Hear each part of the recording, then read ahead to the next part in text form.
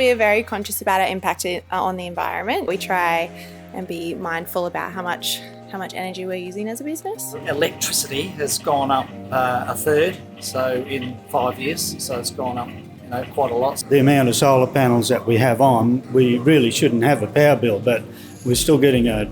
I really worry about the cost of the energy. Luckily, last year, I think we have the really much support from the state and also the federal. I mean, we're struggling to keep our head above water.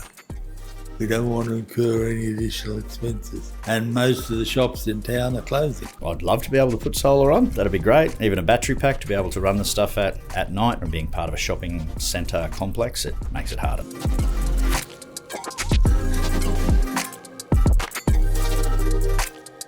There's not much you can do other than when you buy new equipment, make sure you're buying items that are probably a little bit more energy efficient. We try very hard to use as little air conditioning as we can because we have quite a large space. It has to be passed on to the customer all the time. We put in new air conditioners to try to be more energy efficient, but other than that, I'm stuck. I think the government needs to step into this because this is just getting ridiculous. The government, they actually have a lot of the program for the domestic for the solar thing. It's hard to access because there are many criteria and I have to read a lot of things. But 7 days working as an owner, it's really hard to access after work to find a little bit of savings. You get your tax and have a look how much they're giving. They're giving us nothing.